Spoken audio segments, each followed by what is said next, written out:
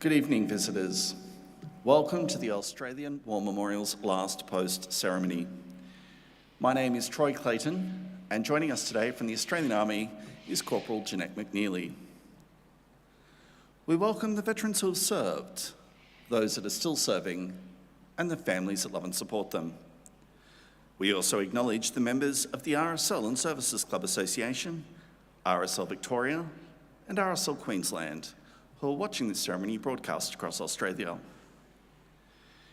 During this evening's ceremony, wreaths will be laid at the base of the Pool of Reflection by visitors to the memorial and from students on behalf of Emu Plains Public School from New South Wales. If you're able, please stand and join in singing the National Anthem. Australians, all let us rejoice, for we are one and free. With golden soil and wealth of toil, our home is good by sea. Our land abounds in nature's gifts of beauty, rich and rare. In history's page, let every stage of birds Australia bear. In joyful strains, then let us sing of birds Australia fair.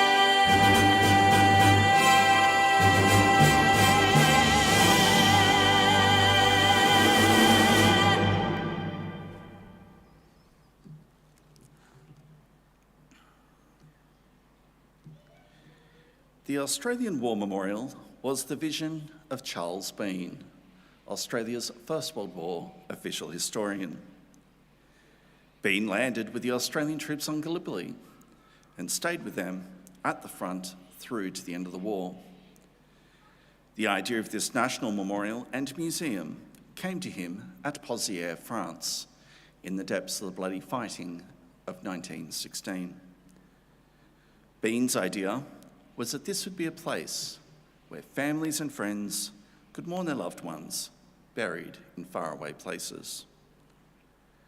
It would also be a place that could help all Australians understand what these men and women had endured and what they had done for us. Bean's vision, to which we remain true, is best expressed as inscribed in the entrance to the memorial's galleries. Here is their spirit, in the heart of the land they loved, and here we guard the record which they themselves made. Tonight, we'll read the story behind just one of those on the Roll of Honour, which lists the names of more than 102,000 men and women who have given their lives for us in war and on operations for more than a century. But first, we present a lament, Flowers of the Forest. Wreaths or floral tributes will now be laid at the base of the Pool of Reflection.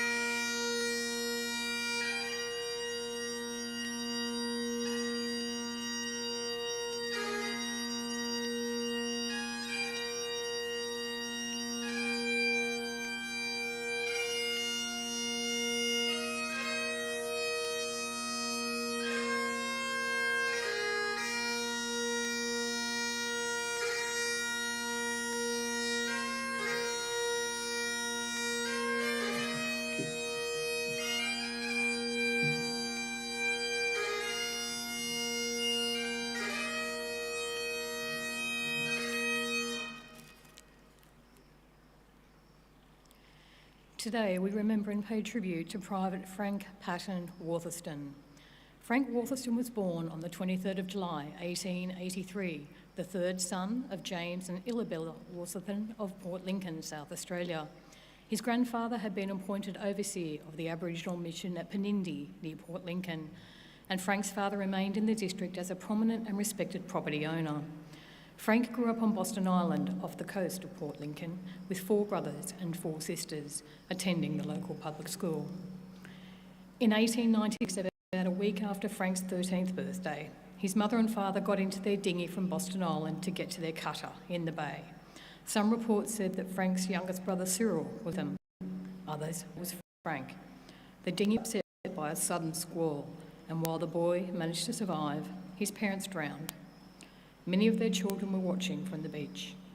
Little is known how the Watherston children managed our loss of their parents, although they had extended family in the district to help them. Frank Watherston and one of his brothers, James, eventually went to Western Australia, where Frank worked as a wood merchant. Frank Watherston was in the second of 4 brothers to enlist in the Australian Imperial Force, doing so in Western Australia in October 1914. He undertook training in Australia, which was delayed, and did not leave Australia for active service overseas until February 1915.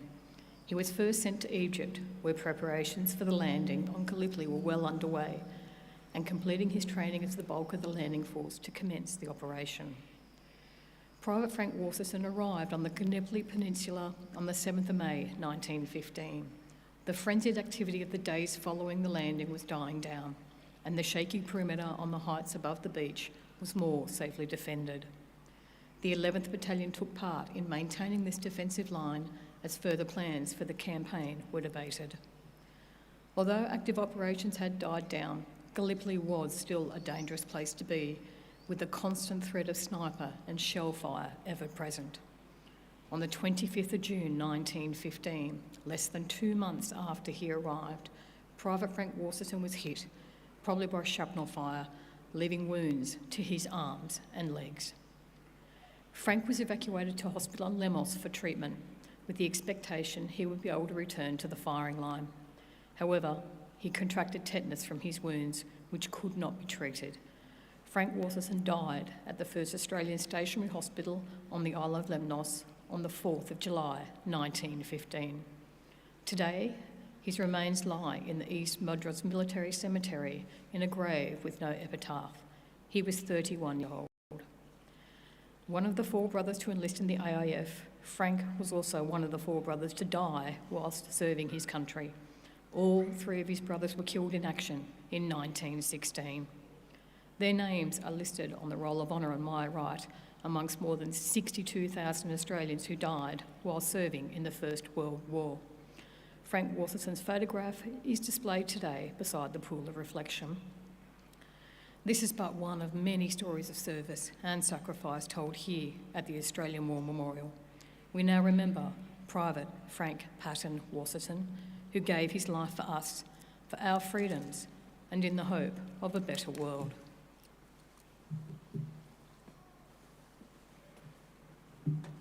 Please stand for the reading of the Ode and the sounding of the last post.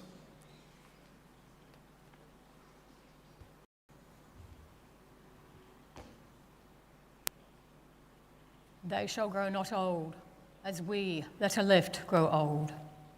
Age shall not weary them, nor the years condemn. At the going down of the sun, and in the morning, we will remember them. We'll remember them.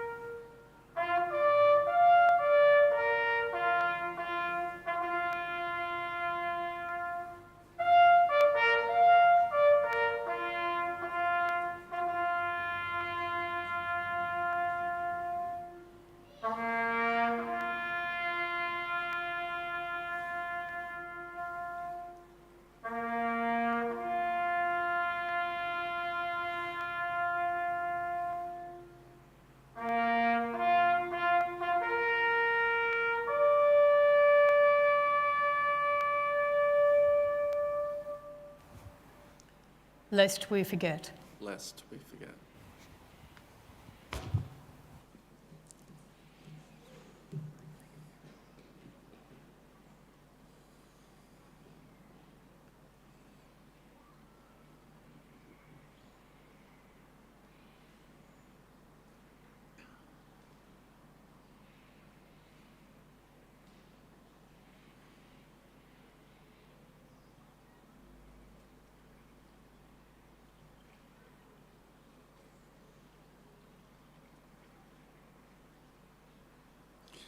We leave you this evening with the words of the memorial's founder, Charles Bean. Many a man lying out there at Pozières or in the low scrub of Gallipoli, with his poor, tired senses barely working through the fever of his brain, has thought in his last moments, well, it's over. But in Australia, they will be proud of this. Ladies and gentlemen, girls and boys, that concludes the last post ceremony. On behalf of the Director and staff, thank you for visiting the Australian War Memorial today and for your continued support of the Memorials Development Project. And we wish you all a very pleasant evening. Thank you.